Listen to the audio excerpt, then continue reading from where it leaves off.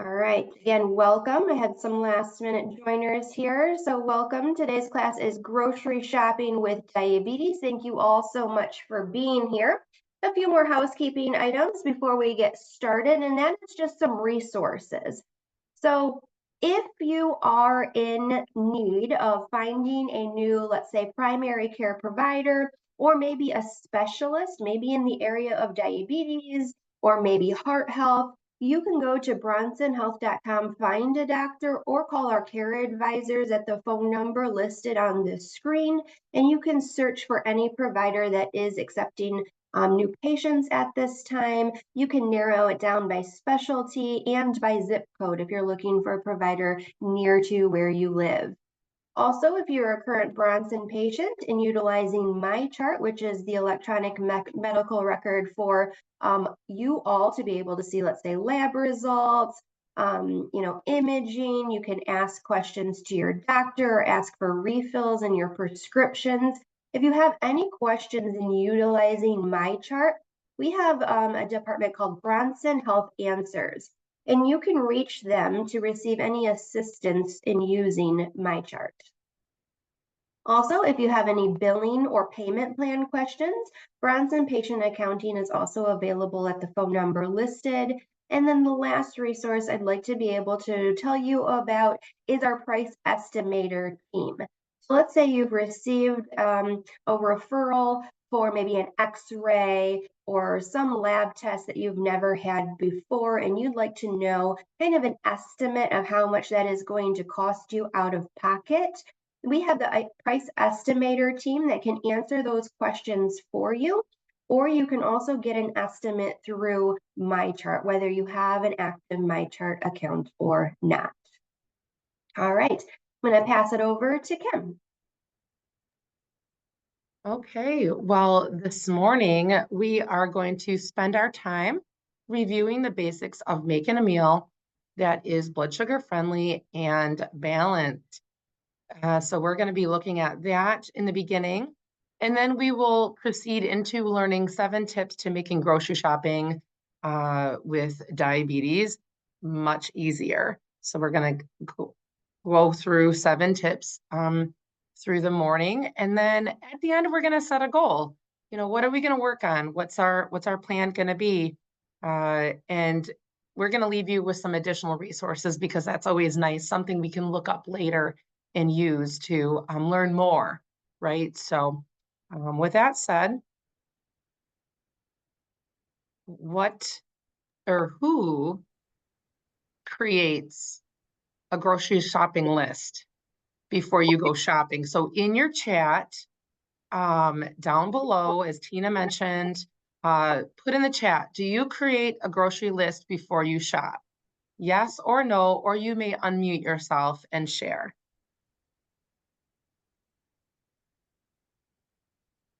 All right, we are getting answers rolling in. I'm kind of a sometimes person too, to be honest. So we've got a lot of always and yeses. So we've got a couple of no's sitting in there, another sometimes. Yeah, I need that list. It may not be robust and it may not be organized, but I am trying. Yeah. At least put the essentials on there, right? Yes. Yeah. Very good. Thanks for unmuting and sharing that. Penny says, yes, but I also get some extras too, and that happens once in a while. So we're going to talk about that. We will talk about that. All right, very good. All right, well, then we will move on. Thank you guys so much for kind of answering one of those questions. That's what we're going to kind of do throughout today's class. We're going to open it up for questions to you guys that you can answer in the chat, or again, unmute and share with us if you would like to do so. So thank you for being willing to answer that question about creating a grocery shopping list before you go shopping. So let's get started then. So we're going to take a step back. Before we get to the grocery store, we might have some planning to do beforehand, and that is where our first 2 steps come into play. So we're going to first start out by just reviewing, again, as Kim mentioned, some of the basics around meal planning and grocery shopping with diabetes. Whenever we are starting any sort of changes, right? Maybe we're looking at the diabetes and we're saying, yeah, we've got some changes to make, or maybe some changes around meal planning and grocery shopping. Remember to take this information, be kind to yourself. And that is why Kim mentioned that we are going to work on a small goal setting at the end of today's class, right? We are going to start small to make some of those changes that we can set ourselves up for success so we can move forward and make those balanced blood sugar friendly meals for a long period of time to best manage our diabetes. So remember, we're going to take this information and you might identify one thing that you really want to work on, and that is a small change to work on to set yourself up for success in making continual progress when it comes to meal planning or healthy grocery shopping, or maybe just overall diabetes management. So with that being said, our first tip is to make a plan, right? That sounds like a very basic and simple recommendation. But as some people acknowledged in the chat, sometimes we go to the grocery store and maybe we've got a list, but then we end up making other purchases, right? Or maybe we have an idea of what we want our meals to look like for the week, but because we didn't necessarily write them out and have that structured plan, we kind of fell off on those healthy meals that we thought we were going to work on. So tip number one, make a plan. And that sounds basic, but that is writing out your meals and snacks that you want to have for the week ahead so you can set yourself up for success in having those healthy meals. So this is where we can start looking at making a plan can kind of feel a little bit complicated, right? Maybe you're not used to writing out all of those details for the week or planning out meetings and those sorts of things. But we can start small and making some of those plans in identifying, maybe we can make like a batch cooked meal, right? A larger portion of one meal that we're going to be able to use on 2 to 3 days for lunches that week, right? We cooked one meal that was healthy and planned out and balanced for our blood sugars. And instead of causing a lot of stress for ourselves, having to think through 3 different lunch meals for the week, we cooked once and used that for 3 potential different days, right? So setting yourself up for success in that way. Also, when making a plan, that also tends to involve looking at what you currently have on inventory in your own kitchen, right? You're looking what's available currently before I go to that grocery store, in my refrigerator, in my freezer, in my pantry. What can I use up that I currently have, so I can spend less money potentially at the grocery store, but also decrease the food waste of the things that I have at home right now. And once you know what your meals and snacks are going to be, you've got that plan, you know what you need to use up at home now, then we go on to tip number 2. And that's making a list for yourself, making that grocery shopping list so you can set yourself up again for success while you're in the grocery store. For me, sometimes, right, if I go into the grocery store and I don't have a plan for the meals ahead, I don't have a list for myself, I end up putting crazy things into my grocery cart that doesn't actually set myself up for healthy eating in the future, and you know, tends to potentially spend a little bit more at the grocery store too. So when we are creating that grocery shopping list, we look at the things, what do I actually need from the grocery store in order to, make these healthy, balanced meals and snacks that I created from tip number 1. So that is tip number 2. And then we're going to move forward. Before we get into any further tips when it comes to grocery shopping, I want to do a quick review of what meal planning looks like for diabetes, right? I just encourage you guys to make a plan for healthy meals, but what does that mean? So here is a visual guide that is often used when meal planning for best blood sugar control. And we're going to kind of break down step by step each of these sections, but just as an overview, when we are looking at this visual, this is intended to depict a 9-inch plate that you would eat off of. And the first thing you see, which is step number 8, is a large portion of what we call non-starchy vegetables. We'll dive into that deeper in just a moment. The next thing you see, which is step B here, a quarter of the plate being a protein choice. The last quarter of the plate, step C, I'm going to identify that as a high fiber section of the plate. And then last but not least, our beverage. And we always encourage water when it comes to diabetes because it doesn't necessarily have any extra added sugars or sweeteners that may have an impact there on the blood sugar. So that is just a visual depiction here. And we're going to dive in deeper now. So as I mentioned, step A of that 9-inch plate was to fill half of your plate with non-starchy vegetables. Non-starchy vegetables, just some visual examples are shown on the slide here. That can be things like your dark green leafy vegetables, like your lettuce and kale and spinach, but that also may include cabbage. It may also include your summer squash, like your zucchini and your yellow squash. Mushrooms, onions, tomatoes, and peppers are also non-starchy vegetables, along with some of our other cruciferous vegetables like broccoli and cauliflower. And then last but not least, we put some green beans on that slide too, a very approachable vegetable. So these are just some examples of non-starchy vegetables to use on your plate when we're working to fill up half of that plate with non-starchy vegetables. So why do we encourage using half of the plate?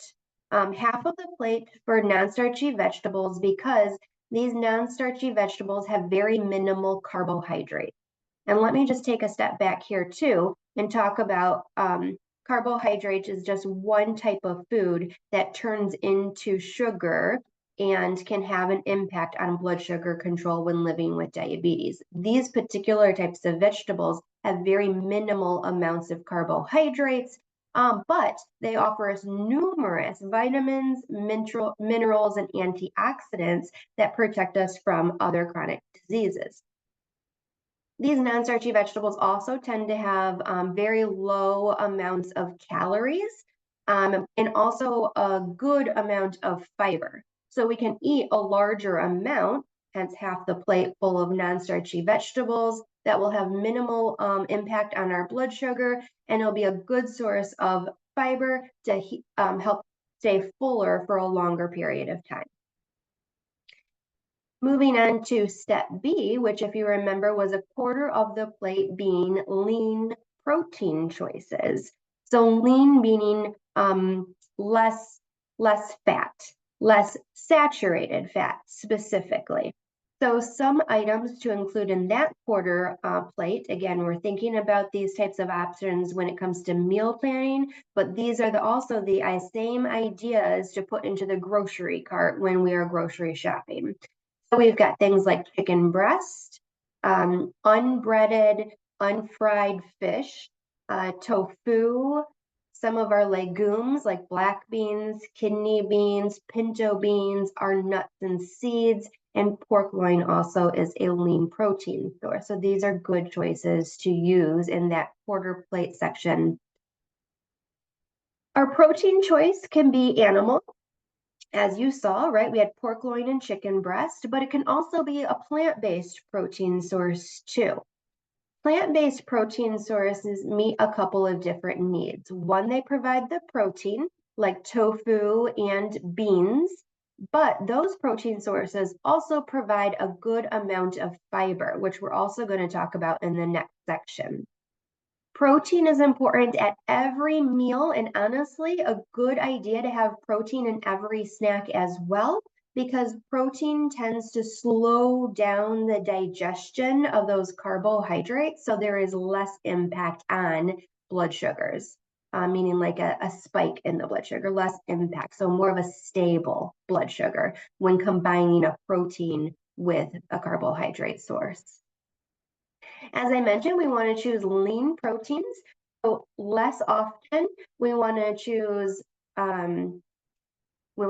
less often our fatty cuts of meat like bacon and sausage, or like chicken thighs will have more fat than a chicken breast, and that's why I had chicken breast on that section there. Why do we choose less saturated fat sources of protein? Well, that is because saturated fat tends to actually play a role in blood sugar.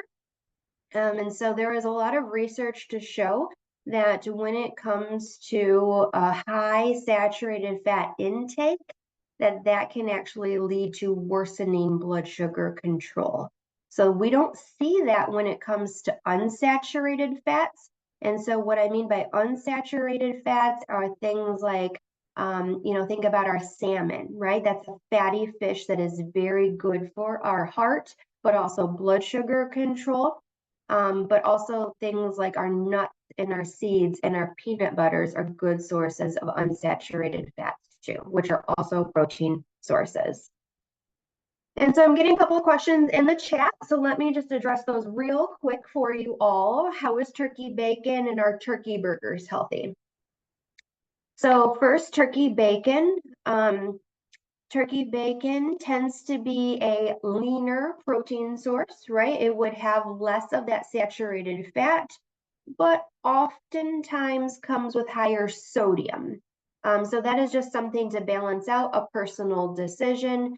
Turkey burgers do tend to be a healthy choice. Turkey ends up typically being a lean protein, but pay attention to your labels, which we're going to discuss here in a little bit, because sometimes there can be some sneaky fats in those turkey burgers, or even like ground chicken or chicken burgers too. And absolutely, thank you, Lena. Venison and other game meats do tend to be lean protein sources. So 2 thumbs up to that. So thank you. Good questions.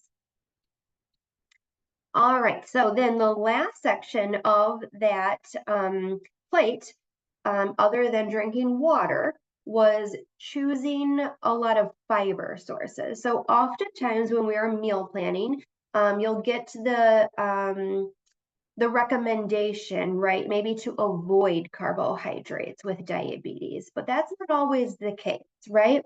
When we're looking at carbohydrates, my recommendation is to choose quality carbohydrates, right? Carbohydrates that are good sources of fiber. And so here on the screen, you are seeing some good sources of fiber from carbohydrates, right? So fruits and vegetables can be good fiber sources. So we're seeing things like our pears and our raspberries, which tend to be just really good fiber sources, but really fruit in general will provide us fiber. If we're choosing bread for like a sandwich or maybe toast with breakfast, ensuring that that bread option is 100% whole grain, that is a quality carbohydrate. Yes, it's a carbohydrate, but it has got a lot of fiber in it that will be slower digesting for blood sugar control. Other whole grain options, things that maybe you don't think about very often, would be like, like a brown rice or a wild rice, but even a step above that would be like a whole grain like quinoa or bulgur or buckwheat could be also good options to use more often in some of our recipes that maybe call for rice. You can replace it with these other whole grains. And then who doesn't love popcorn, right? Being mindful of butter and salt, but popcorn is a whole grain choice and a great source for a snack item. All right, very good. So why fiber? I think I've already touched on that a little bit. It's a type of carbohydrate, but it's slower digesting, which makes it more of a blood sugar friendly option. Above and beyond the benefits that fiber has on our blood sugar control, it has also been proven to help out with our heart health and like lowering our cholesterol levels. And we also see that people with a high fiber diet tend to potentially have less risk of certain types of cancers as well. So many benefits to choosing carbohydrates high in fiber. And again, just a refresher here, that visual guide, take a picture of it, print it out for your refrigerator, very helpful when it comes to meal planning. So as we transition more into grocery shopping, now that we've done a very basic review of meal planning, my next question for you all today, again, feel free to type that into the chat or unmute and share. When you're at the grocery store, do you tend to shop the perimeter or the outside of the grocery store first? Or do you tend to shop the middle aisles of the grocery store first? So go ahead and share that in the chat, perimeter or middle aisles, or again, unmute and share. Good morning. This is Good. Essie. I shop the whole store aisle by aisle. Okay. That's the way I do it.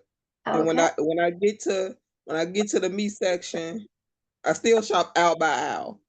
Cause I go get like some chicken, and then I go to the next aisle. Then I go get some steak. Then I go to the next aisle. I just shop the whole store. Okay. All right. Essie, thank you so much for sharing. Unless I'm on that type of budget and just went in there for something specific. Yep, that's fair. Then I go get what I'm gonna get and get out. But if I'm in there grocery shopping, I just hit all the aisles. Yep, very good. All right, thanks for sharing, Essie. Yes, and I think you've got some people in the chat that are kind of agreeing with you too. You guys have some funny answers in here. I only go to the aisle where my list takes me. I like it. And then somebody says, I'm like a squirrel. There's no pattern, right? I'm over here and over there. Somebody's using online pickup. I didn't think about adding that one. There are benefits to that, isn't there? I just did that last week. It keeps you on track. Just to order your groceries online, you have less of those impulse purchases and you just go and pick it up. I like it. All right. Let's see. I shop left to right at my local store, aisle 1, whatever my okay. All right. So I think if we were looking at perimeter or middle aisle as the only two options, I'm going to say that most people are probably shopping the perimeter in our group. That's what I'm getting. So very good. Thank you guys so much for sharing. Love it. We are going to move on now, and Kim's going to take us into the grocery store. All right. Well, I have to say, I start to the right, which would be the perimeter, which is the fruit of the store that I grocery shop at. And I definitely have a pattern. I don't know if it's the best one, and there really isn't truly a gold standard, but what I like to be efficient in the store, because as you know, it can take so much time, and we just want to, get in, get out, but what can we do to make it efficient, but also shop well for food choices and items that will be blood sugar friendly. So I have 3 tips here, and I'm going to go through each one. So tip number 3 starts off with taking that list that Tina had talked about that we have created from those meals and, ideas and ingredients that we had to use up from our home and what we need from the store, and categorize it according to the sections of a store. And I'm going to go more into those sections perhaps and make some suggestions. But example, like produce, make a grocery list that categorized by like produce, or perhaps dairy. We want to be efficient and avoid backtracking, because when we backtrack, we might get frustrated. And when we're frustrated, we might not feel like we may be picking up the right things. And we might start impulse shopping, just throwing things in our cart that we didn't need or we don't know that we need because there's frustration, right? So really breaking down that list into sections. So keep that in mind when I move forward here, that whether you're typing up a list or writing it out, that you put your ingredients under sections. And so you can shop from that section. When you go to that section, if you approach the produce section, you can then just grab those items from there, check them off your list, throw them in your cart, and you know what you got. And with that said, when you do plan to go to the grocery store, definitely do it when it is less crowded. So I don't know about you, but my grocery store that I go shop at 5 p.m. on a Friday is not the least crowded. We will go maybe later evening or earlier morning if we can, depending on the day, but go when it is less crowded. You'll be able to move as you feel freely. You won't feel like you're crowded by other grocery carts or just other people around. Sometimes we feel pressured by moving our cart and we get distracted if we're trying to read food labels. You know what I mean, right? And so really just decreasing that stress and any frustration. We've already backtracked, perhaps. We're trying to read a food label. And if you didn't know this, that stress and frustration, just grocery shopping, can rise our blood sugar levels. So if we're going there with a list, with a plan, and it's less crowded, we're already treating our diabetes so much better. So that is tip number 4 for you. So maybe identify when that store or stores are least crowded. And then number 5, I just did this last night. We needed groceries in our home, and I got home from from work, and I was so hungry, ready for dinner. And my husband was ready to go grocery shopping, and I said, you know what? We need to eat first and then go grocery shopping. So I did just that, because if I didn't, guess what I would have picked up? So many more different things that I didn't need.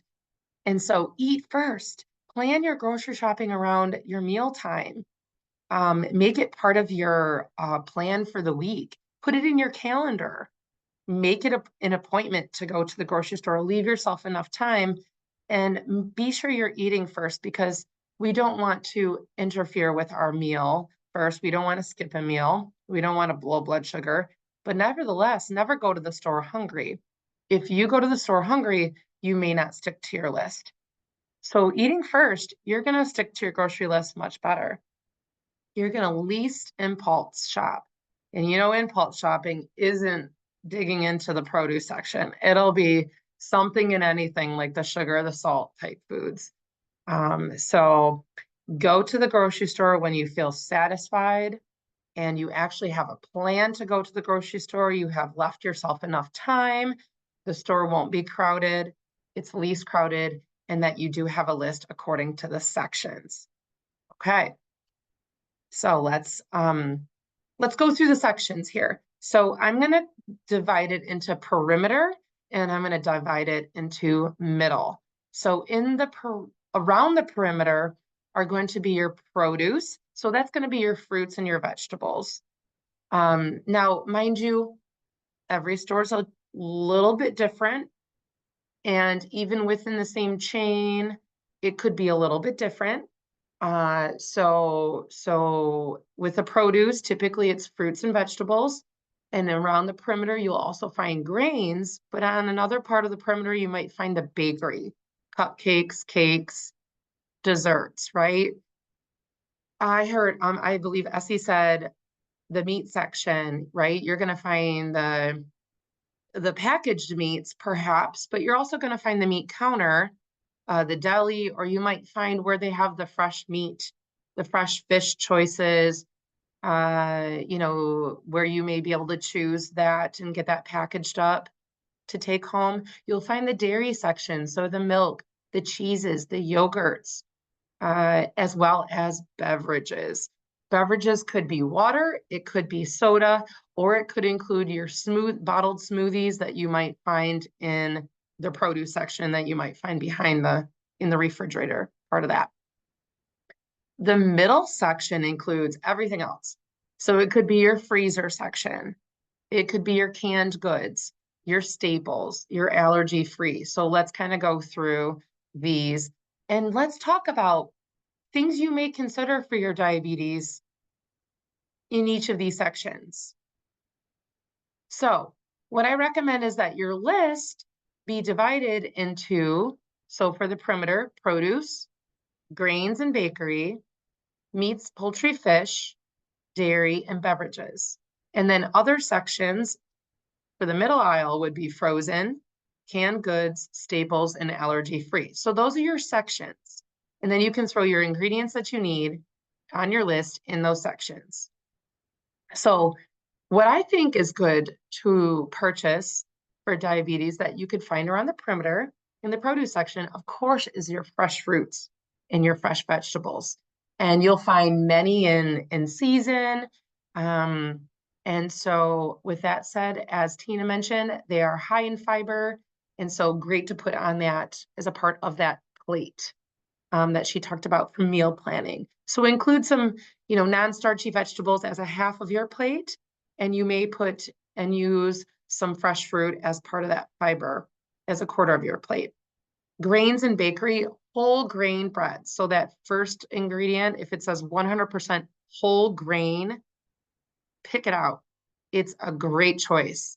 And Tina will go more into label reading, but that will be whole grains are going to be that choice for a person with diabetes. Lots of good fiber. It is a carbohydrate, but it will be helpful.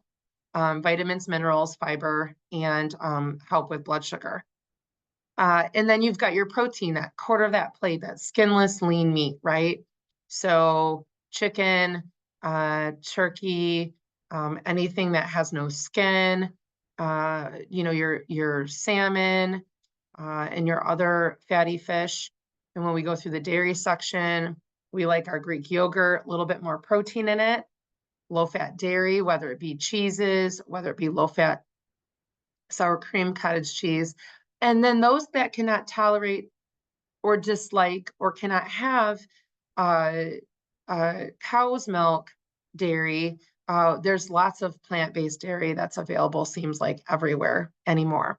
And then beverages, water and sparkling water are going to be the most beneficial. They do not affect our blood sugar. As a matter of fact, water can be very healthy in so many ways and beneficial to just our overall health. Okay. So perimeter, lots of great things for diabetes meal planning to include for ingredients. And then when we look into the middle section, many health shelf-stable sections here, shelf-stable options. So in the freezer section, you can find small and large bags of fresh fruit, of frozen fruit. We can throw those into recipes, including smoothies. If there's frozen vegetables without sauces, we can use that as a part of our vegetable part of our plate, or even as a part of an ingredient in a recipe. And a lot of our non-breaded proteins we can find in that section. But again, like Tina mentioned, be aware of the sodium. She'll go into label reading, but really just definitely be aware of that. Be conscious. Our canned goods, legumes, lentils, beans, low sodium vegetables, canned fruit and juices. One tip I recommend for those with diabetes who are purchasing a canned good is that we throw it into the colander and we rinse it. You can throw beans, lentils, vegetables, fruit into recipes. Give it a rinse first. That will rid it of anything extra sodium, sugars that you may have that are unnecessary that you're not desiring. Staple foods, when we think about recipes or even a part of snacks, nuts and seeds, excellent sources of fiber, spices and herbs to add to our recipes when we're thinking about ingredients. Stay away from the salts, pick the powders, pick the fresh herbs and spices. Nut butters for alternatives to ingredients that may be an allergen.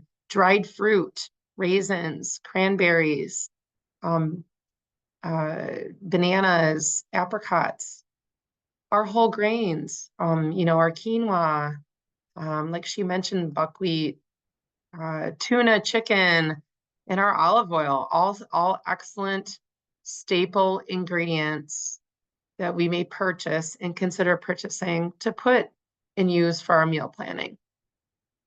And then when you approach the allergy-free, for those with any allergens, they do have sections in most grocery stores, gluten-free, nut-free.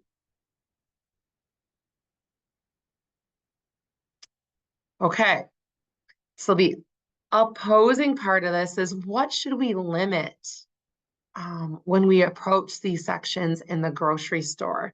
So a couple big things that, we think about, that added sodium, added sugars are a thing that we find in many packaged products. So if it's in a can, a bottle, a box, it may have sodium and even additional sodium, sugars, added sugars. So when we want to go through these sections, we want to be cautious. Like I mentioned, the produce, they have these bottled smoothies.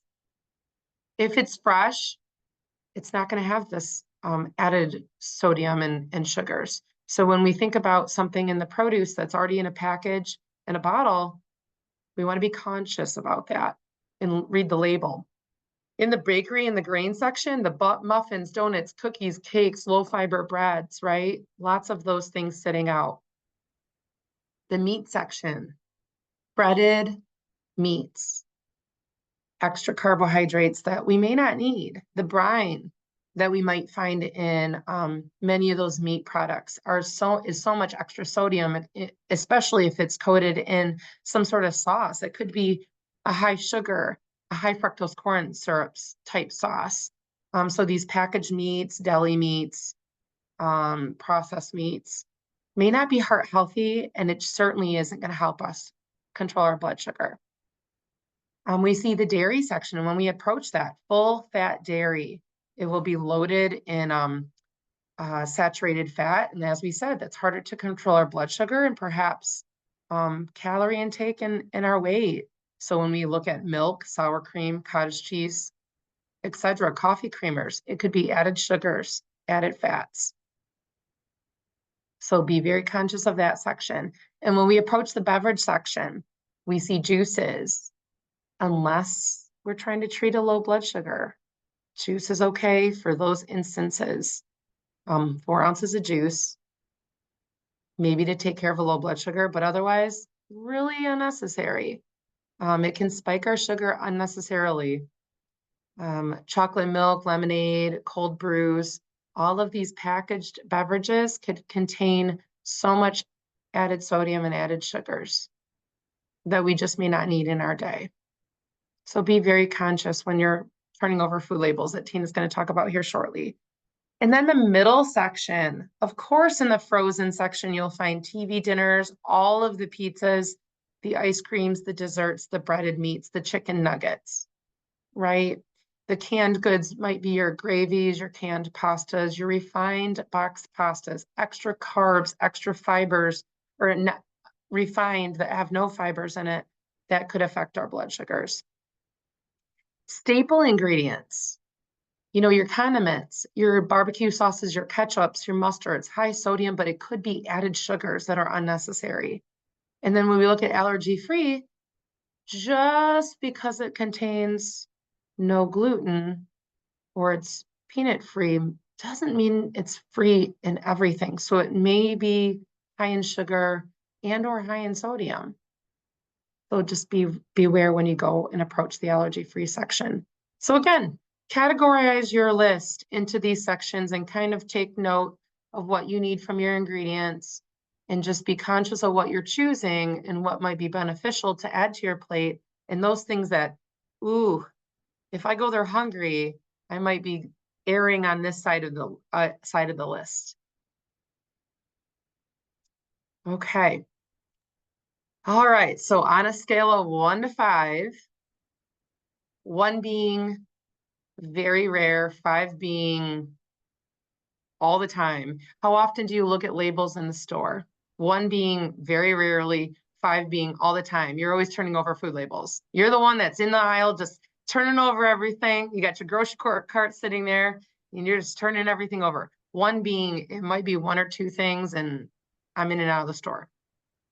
What do we got, Tina? Oh, we are a mixed bunch here. So I see some 1s, some 2s, and some 3s. I think quite a few 3s.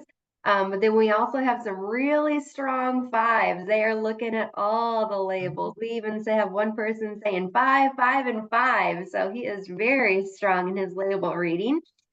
We also acknowledge that some people are doing label reading because of allergies Okay. and having a spouse that does have diabetes. So therefore just kind of being cautious around label reading for those purposes. So we are a little bit everywhere and mixed. So I love it. That's great.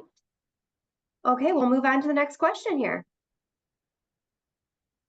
So with those that do look at food labels, I guess, or really anybody that might have picked up a label before, which area of the grocery store do you look at labels most often? So do you tend to look at those labels maybe when you're in the juice section? Do you look at them when you're in the meat section? Maybe in the canned veggies? Like, is there a particular place, maybe cereals or granola bars?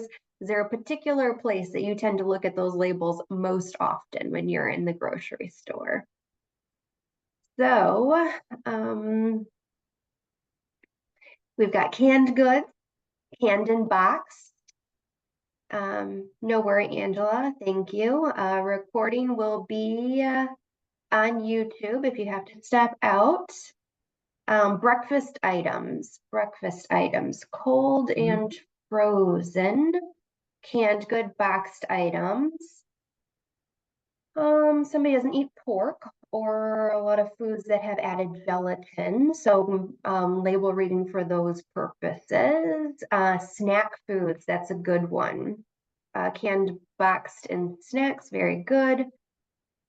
Most items I'm familiar with, right? So oftentimes, right? And that's kind of where like sometimes like if you're not label reading very much right now, you might be doing all the label reading and you answered 5, right? I'm looking at all of them all the time because this is all kind of new to me.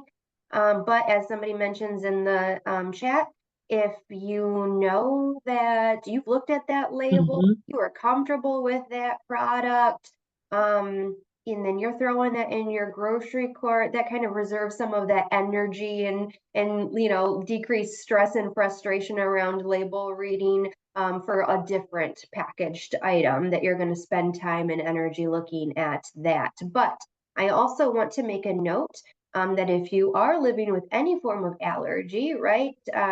Milk allergy, gluten allergy, it is sometimes important to just kind of take a look at those ingredient lists every so often. Manufacturers can change formulations of an item. And so maybe one time it didn't have gluten and you thought that was a good and safe product, but that formulation has changed and now that allergen is in there. So still take a look every once in a while just to be safe, especially if you were living with any allergies. All right, frozen and snack, canned good, boxed goods, snacks, frozen sections. I'm seeing a theme. People are catching on. There's a lot of high sugar, high salt in those types of items. Very good. All right. So if you guys have not been paying too much attention to the chat, lots of conversation that was happening also while Kim was speaking. So feel free to kind of look through that. We also have one more question here, Kim. Is it best to cool pasta overnight in order to reduce carbs? I wouldn't say reduce carbs per se, right? But cooking pasta, cooling pasta can increase some of those resistant starches, so it is more blood sugar friendly. So it can potentially be a better blood sugar friendly option if you have time and are planned ahead to do those sorts of things. But keeping in mind, we are still using just potatoes and rice and pasta on just a quarter of that plate for best sugar control overall. So a good tip. But don't get stuck on that. So it doesn't change the portion size per se. I agree. Okay. All right, so some of you guys are label reading pros. So let's go over some sample labels. I am going to show you 2 labels, and we're going to finish up our last 2 tips, tips number 6 and 7 in label reading. I'm going to show you 1 label for a fresh item that you would find in the produce section, and I am showing you the nutrition facts label of a medium-sized Fuji apple. Okay, so not that you would see this in the grocery store, usually. Maybe if you're buying like a bag of apples, you might see the label, but if you're just getting a couple of apples from the non-bagged section, then you're not going to find this. So I just found this online just to prove a point, really, when it comes to fresh produce, fruits, and vegetables. So what I'm going to be doing here is I'm going to kind of be circling some sections that I want us to take a look at while we are practicing label reading. And this is just the nutrition facts label. This is not showing us the ingredient list, and I will make a couple of points about that for things that are like boxed and canned and snack foods or frozen foods. So when we're looking at all of the labels, again, this can kind of be overwhelming if you're not doing a lot of it right now. So again, my first point in our class today was to start small, right? What is the one thing on these labels that you want to focus on? Are you thinking maybe you need to reduce your sodium? And so you're going to be just looking at those lowest sodium options, and that's what you're going to choose. Do you want to increase your fiber? Right? Start paying attention to the fiber and choosing based upon that. So start small. It can be a little overwhelming when you're trying to choose products, especially when products don't necessarily have a lot of difference in some of these nutrition information. So my first point when it comes to this apple, right, is look for products that are low in saturated and trans fat. So we've made a point of this earlier. Saturated fats tend to come from a lot of those fatty cuts of meats, but also butters and creams can have a lot of saturated fat in them as well. And we know that that can play a negative role in blood sugar control. So where do you find the saturated fat information? Well, you're going to find all of your fat information right under here where it says total fat. One point to make here, and this isn't a great example when it comes to fat because there is no fat in an apple. But you can see on some of these labels that you will have it spelled out here where it will list saturated, it will list polyunsaturated and monounsaturated and trans fat. Now, polyunsaturated and monounsaturated, again, don't get too overwhelmed by those words. What we are saying is that you want to eat more of both of them, right? We can lump those together when we make the recommendation to say eat more unsaturated fats. Those are things like your olive oils, your nuts, your seeds, your nut butters. Those are good sources of unsaturated fat. So sometimes, and I might be able to make this point a little bit better on the next slide, sometimes you will only see saturated fat and trans fat listed, okay? Sometimes you won't see poly and monounsaturated fat listed. That doesn't mean that there isn't some in that product.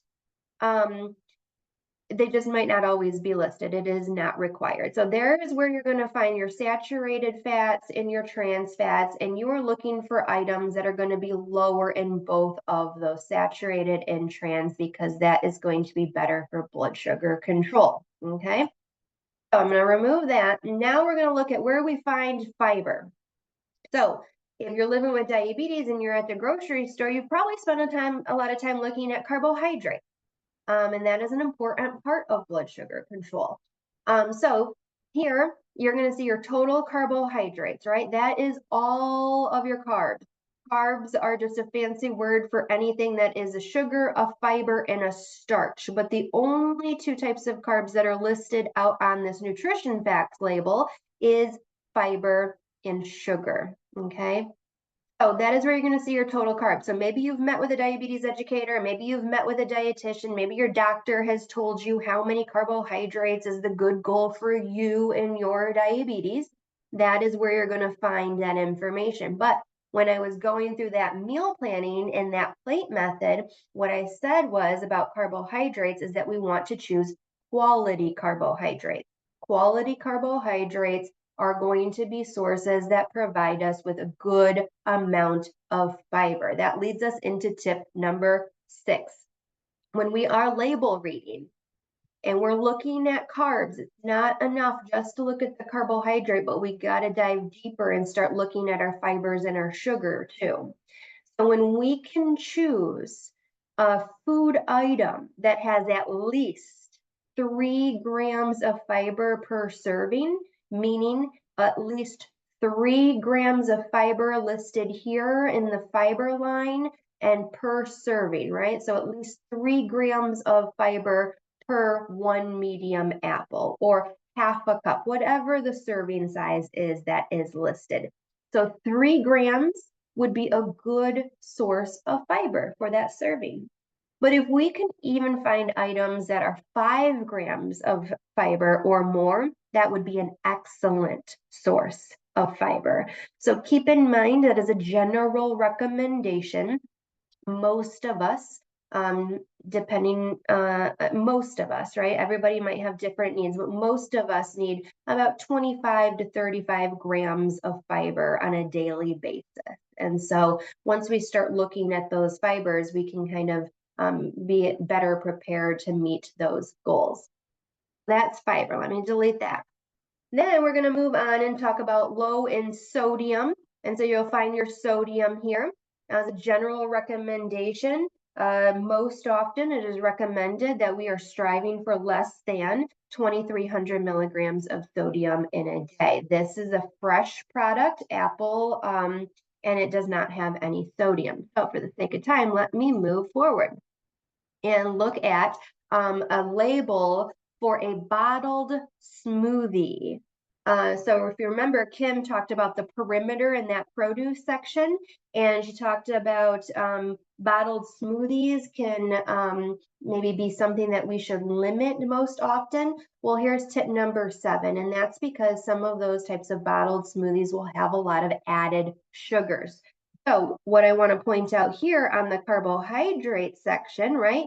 We did not see any added sugars on the apple because it's all 100% natural sugar.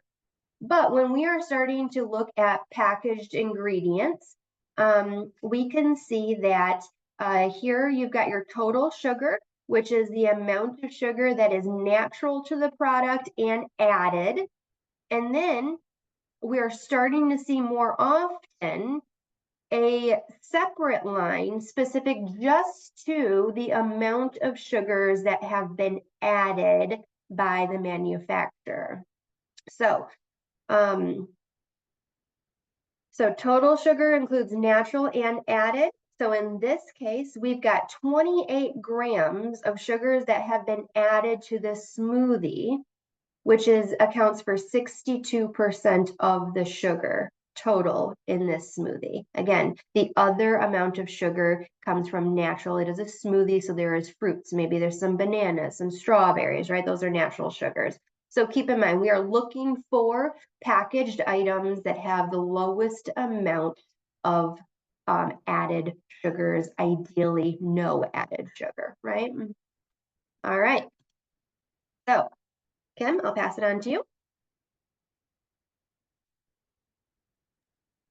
All right, let's wrap up and review here that our 7-tip review is you're going to make a plan. Look at your plate. Make a plan of some meals, maybe some snacks. Make a list from that. Look in your fridge, your freezer, your pantry. Categorize that list by sections. You know, your produce, your dairy, etc. Shop during the slow times. Reduce your stress. Be more efficient. Eat before you go. Reduce that impulse shopping. Choose items when you're label reading in the store. Look at that dietary fiber, 3 grams or more. Put it away if it's less than 3 grams or less. And when you look at the label and you look at that added sugars, if it's a very low or there's 0 grams, pick it up. If it's got definitely a robust number, put it away when you're comparing.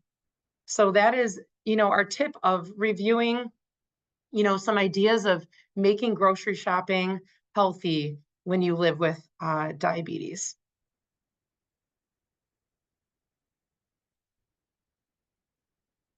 And as we said, we are going to leave you with some resources, right? We realized that we could only touch on a few of these topics in a short 60-minute class. So I am putting some links in the chat right now of resources that we recommend and encourage you to continue to look at.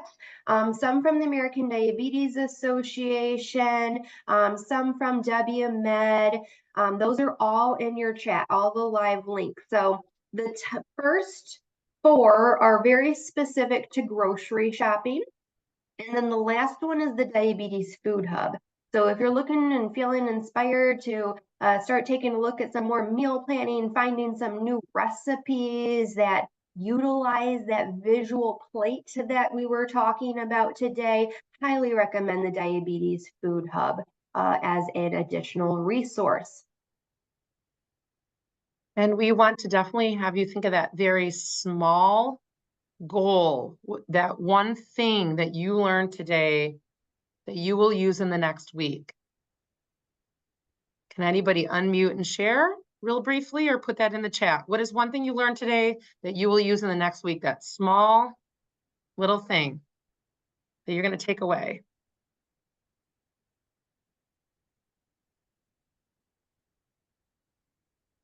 I like the part about not going to the grocery store hungry. It's a good one, isn't it? Yeah. Mm-hmm. Definitely can lead to less impulse shopping, less total amount of money spent. We've also got some answers in the chat here, making a clearer list. So assuming making that list kind of organized based upon those sections of the grocery store to kind of decrease that backtracking.